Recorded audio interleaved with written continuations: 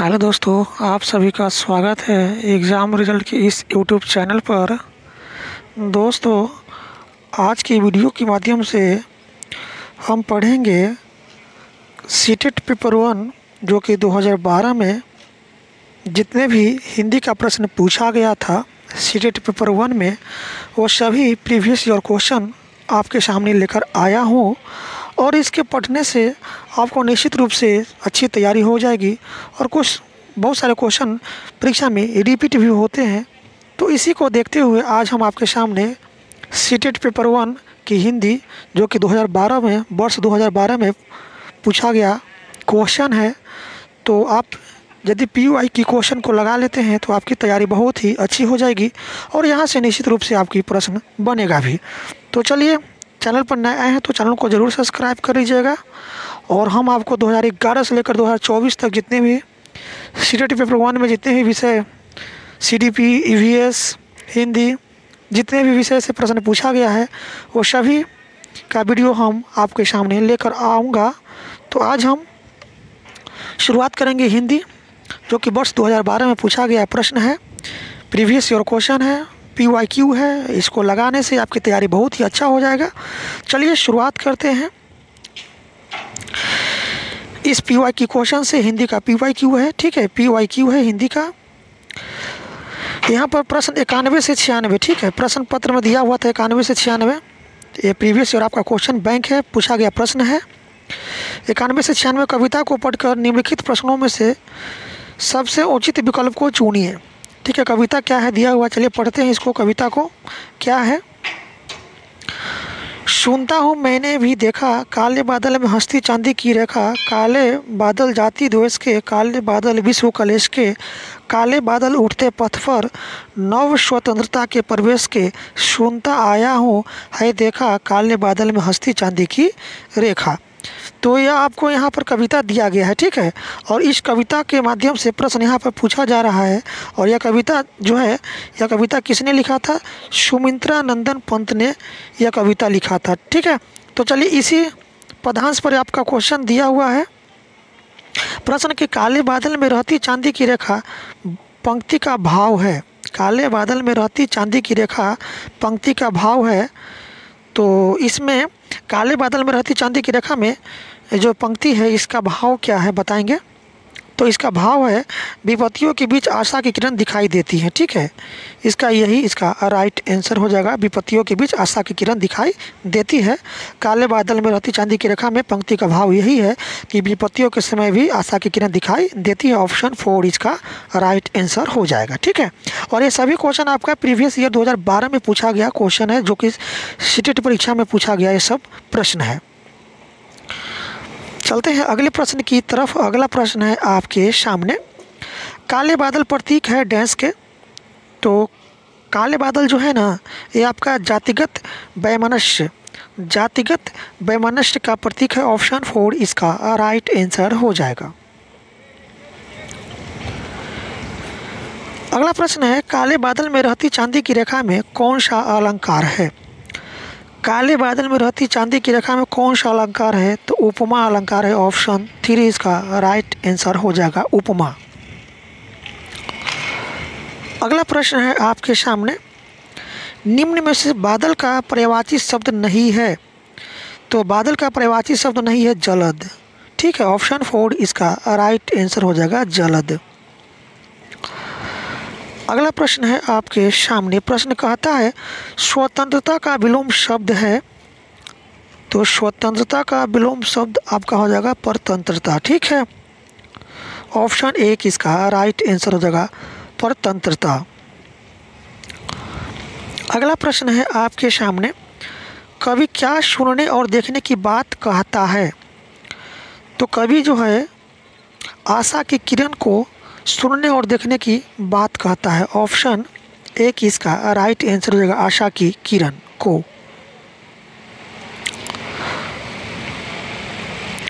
अब यहाँ पर तो पदांश से आधारित प्रश्न दिया गया था, अब आपका है गद्यांश से आधारित प्रश्न, गद्यांश पर आधारित प्रश्न, ठीक है। गद्यांश को पढ़कर निम्नलिखित प्रश्नों में से सबसे उचित विकल्प को चुनिए। आपका गद्यांश दिया कि मुझे मालूम नहीं था कि भारत में तिलोनिया नाम की भी कोई जगह है जहां हमारे देश के समसामयिक इतिहास का एक विस्मयकारी पन्ना लिखा जा रहा है। उस वक्त का तिलोनिया के बारे में मुझे इतनी ही जानकारी थी कि वहाँ पर एक स्वावलंबी विकास केंद्र चल रहा है,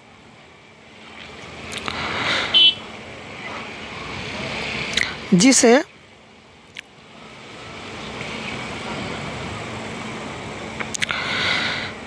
स्थानीय ग्रामवासी स्त्री पुरुष मिलजुल कर चला रहे हैं। ठीक है, उस स्वावलंबी जो आपका चल रहा था तिलोनिया गांव में, स्वावलंबी विकास केंद्र जो चल रहा था, उस विकास केंद्र को स्त्री और पुरुष मिलकर चला रहे हैं।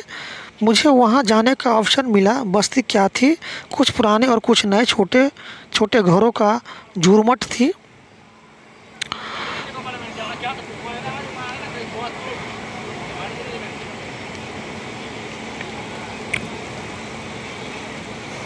वहाँ एक सज्जन ने बताया कि एक सुरक्षित तथा उसके 2 साथियों टाइपिस्ट तथा फोटोग्राफर ने मिलकर वर्ष 1972 में इस संस्थान की स्थापना की। संस्थान का नाम था सामाजिक कार्य तथा शोध संस्थान SWRC। मेरे मन में संशय उठने लगे थे। आज के ज़माने में वैज्ञानिक उपकरणों की जानकारी के बल पर ही तरक्की की जा सकती है, उससे हटकर और अवहेलना करते हुए भी नहीं की जा सकती है। एक पिछड़े हुए गांव के लोग अपनी समस्या स्वयं सुलझा लेंगे, यह असंभव था।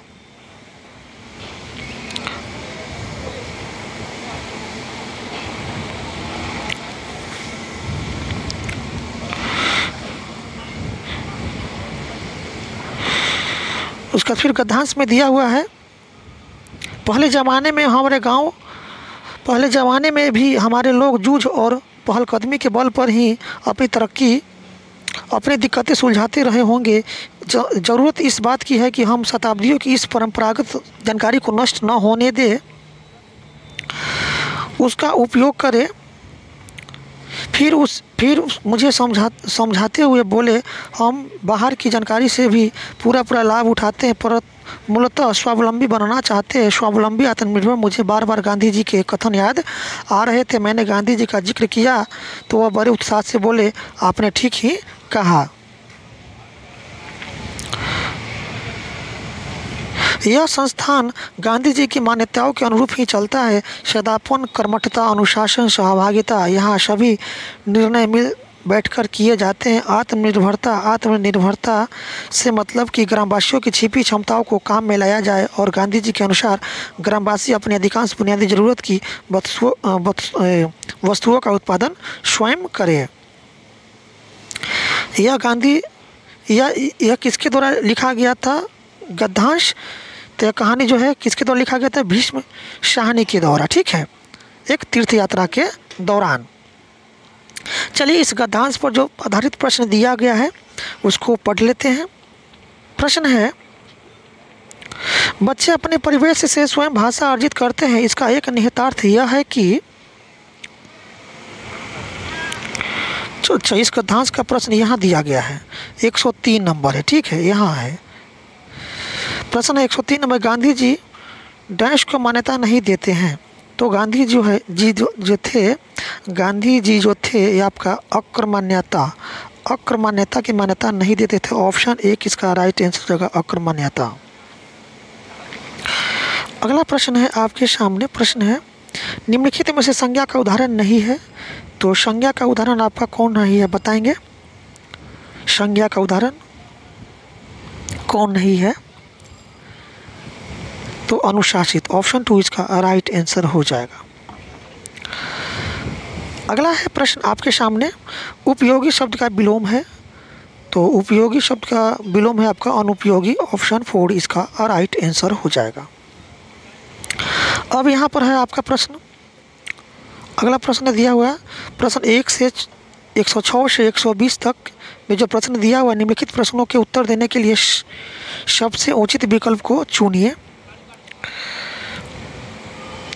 क्या है प्रश्न? देखिए, प्रश्न कहता है, भाषा सिखाने का उद्देश्य है अब तो भाषा सीखने सिखाने का उद्देश्य होता है अपनी बात की पुष्टि के लिए तर्क देना, विभिन्न परिस्थितियों में भाषा का प्रभावी प्रयोग करना, अपनी बात कहना सीखना, दूसरे की बात समझना सीखना। तो इसका ऑप्शन 2 हो जाएगा, राइट आंसर हो जाएगा।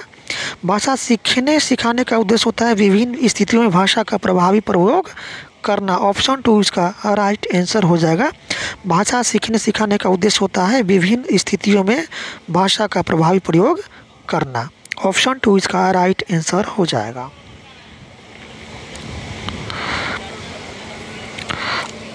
अगला प्रश्न है, एक भाषा शिक्षक के लिए सर्वाधिक महत्वपूर्ण है। तो एक भाषा शिक्षक के लिए सर्वाधिक महत्वपूर्ण क्या होता है? तो बच्चों को भाषा प्रयोग के अवसर उपलब्ध कराना। अधिक से अधिक बच्चों को भाषा सीखने का अवसर उपलब्ध कराना चाहिए, एक भाषा शिक्षक के लिए सर्वाधिक महत्वपूर्ण होती है। ठीक है, तो ऑप्शन 1 इसका राइट आंसर हो जाएगा, बच्चों को भाषा प्रयोग के अवसर उपलब्ध कराना।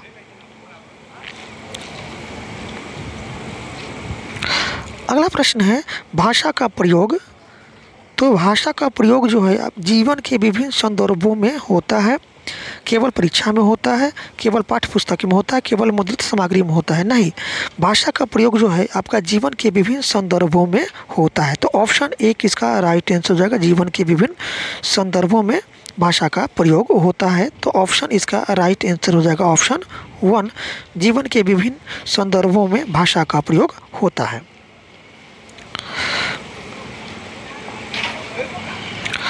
अगला है भाषा स्वयं में।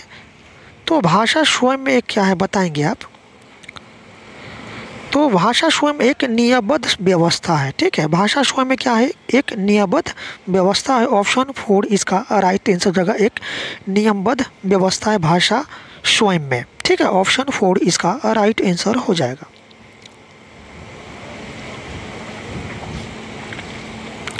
अगला प्रश्न आपके सामने प्रश्न कहता है कि भाषा की कक्षा में एक शिक्षक बच्चे से क्या अपेक्षा करता है? भाषा की कक्षा में एक शिक्षक बच्चे से क्या अपेक्षा करता है?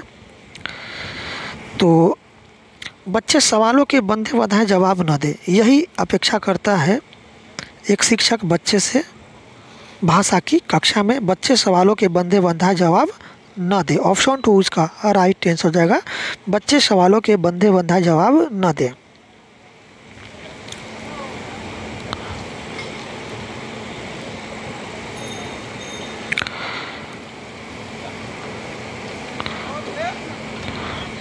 अब यहाँ आपके सामने अगला प्रश्न है, बच्चे अपने परिवेश से स्वयं भाषा अर्जित करते हैं।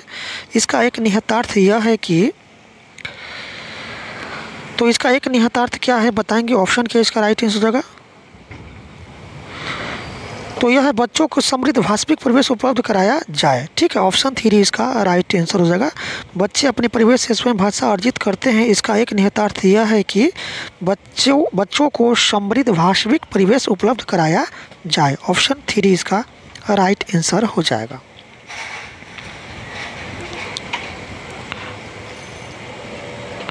अगला प्रश्न है कि भाषा की पाठ्यपुस्तकें। तो भाषा की पाठ्यपुस्तकें साधन है। ठीक है, भाषा की पाठ्यपुस्तकें क्या है? साधन है। ऑप्शन 3 इसका राइट आंसर हो जाएगा। अगला प्रश्न है कि बच्चों की भाषा संबंधी क्रमिक प्रगति का लेखा जोखा रखना डैश से संभव है। तो बच्चों की भाषा संबंधी क्रमिक प्रगति का लेखा जोखा रखना यह आपका पोर्टफोलियो से संभव है। ठीक है, ऑप्शन 1 इसका राइट आंसर हो जाएगा आपका पोर्टफोलियो। अगला प्रश्न है आपके सामने, पत्र पत्रिकाएं भाषा सीखने में। तो पत्र पत्रिकाएं भाषा सीखने में क्या करता है? यह साधक होता है। ठीक है, पत्र पत्रिकाएं भाषा सीखने में क्या होता है? साधक होता है। ऑप्शन 3 इसका राइट आंसर हो जाएगा, साधक। अगला प्रश्न है आपके सामने, बच्चों की भाषा के आकलन का सर्वाधिक प्रभावी तरीका है। तो बच्चों की भाषा के आकलन का सर्वाधिक प्रभावी तरीका होगा आपका प्रश्न पूछना और पढ़ी गई सामग्री पर प्रतिक्रिया व्यक्त करना, यह जो है बच्चों की भाषा के आकलन का सर्वाधिक प्रभावी तरीका है। प्रश्न पूछना और पढ़ी गई सामग्री पर प्रतिक्रिया व्यक्त करना। ऑप्शन 2 इसका राइट आंसर हो जाएगा। अगला प्रश्न है आपके सामने। प्रश्न है कि भाषा अर्जन में महत्वपूर्ण है। तो भाषा अर्जन में महत्वपूर्ण है भाषा के विभिन्न रूपों का प्रयोग। ठीक है, भाषा के विभिन्न रूपों का प्रयोग भाषा अर्जन में महत्वपूर्ण होता है। ठीक है, तो ऑप्शन 1 इसका राइट आंसर हो जाएगा, भाषा के विभिन्न रूपों का प्रयोग। अगला प्रश्न है निम्नलिखित में से कौन सा भाषा शिक्षण का उद्देश्य है। तो भाषा शिक्षण का उद्देश्य आपका क्या होगा? भाषा शिक्षण का उद्देश्य क्या होगा? तो ये आपका ऑप्शन 4 होगा, निजी अनुभवों के आधार पर भाषा का सृजनशील प्रयोग करना। भाषा के निजी अनुभवों के आधार पर भाषा का सृजनशील प्रयोग करना। ठीक है, ऑप्शन 4 इसका राइट आंसर हो जाएगा। अगला है आपके सामने प्रश्न पूछना, प्रतिक्रिया व्यक्त करना, परिचर्चा में भाग लेना, वर्णन करना। तो ये सब क्या है आपका?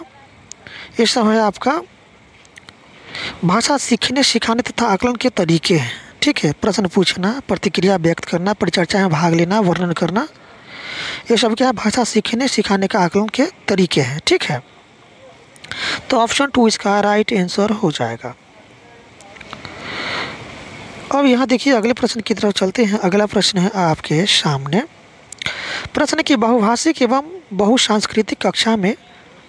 तो बहुभाषिक एवं बहुसांस्कृतिक कक्षा में बच्चों की मातृभाषा को समुचित सम्मान स्थान देते हुए मानक भाषा से भी परिचय कराना चाहिए। ठीक है, बहुभाषिक एवं बहुसांस्कृतिक कक्षा में एक शिक्षक की जिम्मेवारी होती है बच्चों की मातृभाषा को समुचित सम्मान देना और स्थान देते हुए मानक भाषा से परिचित कराना। ठीक है, ऑप्शन 1 इसका राइट आंसर हो जाएगा।